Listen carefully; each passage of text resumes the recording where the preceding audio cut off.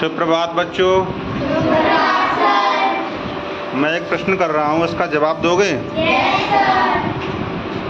किसी को चौपाई आती? चौपाई रामचरितमानस की चौपाई या दोहा किसी को याद है?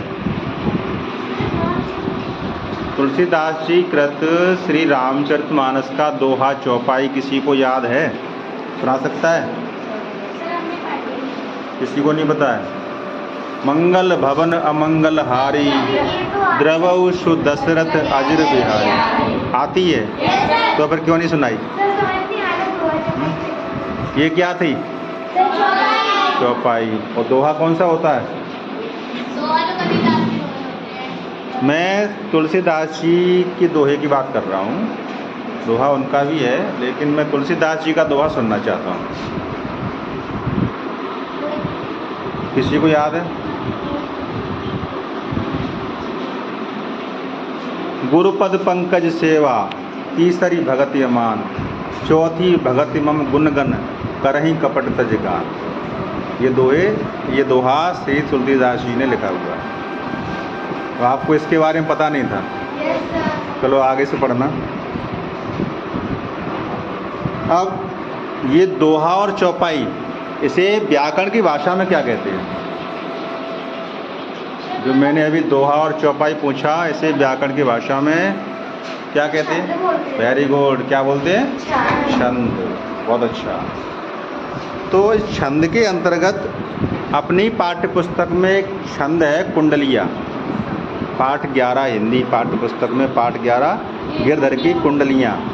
तो वो क्या है? छंद है।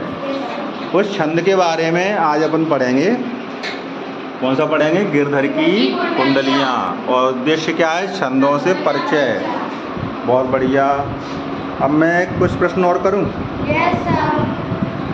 गिरधर के अलावा और किन कवियों ने कुंडलियाँ लिखी हैं? एक तो आपके पाठ्यक्रम में गिरधर कवि हैं, इनके अलावा और भी कोई कवि हैं जिन्होंने कुंडलियाँ लिखी हैं?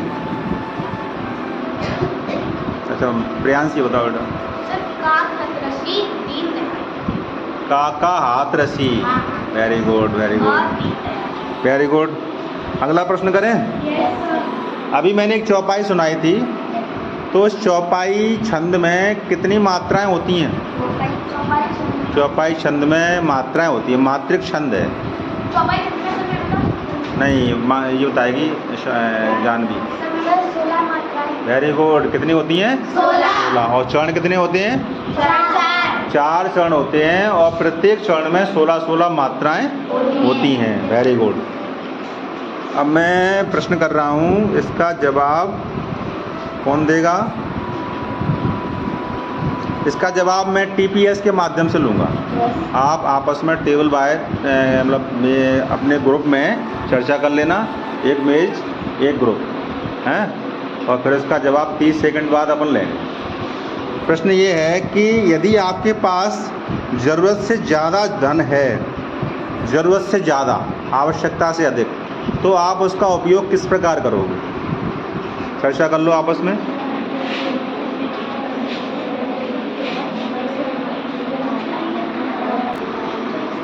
चर्चा हो गई?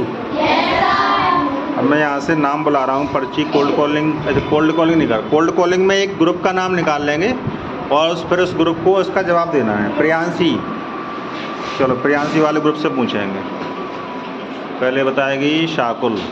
सर, अगर मेरे पास ज़रूरत से ज़्यादा पैसे होंगे तो मैं गरीबों में दान करूंगी, और उन गरीबों को ये भी समझाऊंगी कि ना इस धन का आप दुष्उपयोग ना करें। अगर वो दुष्उपयोग करेंगे तो उसका पाप उनके साथ साथ हमें भी लगेगा, और ये उनके लिए स्वास्थ्य के लिए भी अच्छा नहीं होगा। Very good.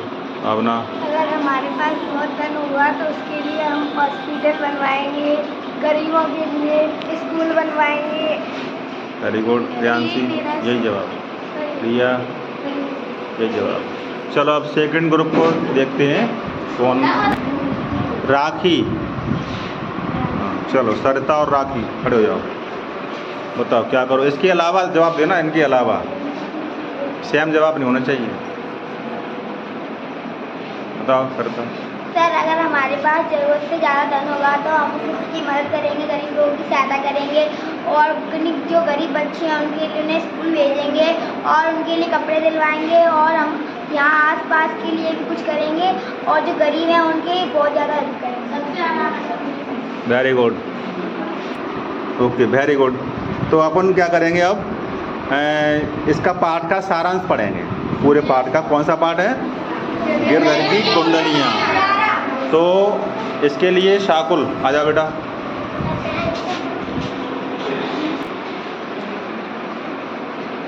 कक्षा 8 हिंदी पाठ 11 गिरधर की कुंडलियाँ पाठ सारांश। गिरधर कबीरा हिंदी के प्रख्यात कवि थे। इनकी कुंडलियाँ दैनिक जीवन की बातों से संबंधित हैं और सीधी सरल भाषा में कही गई हैं।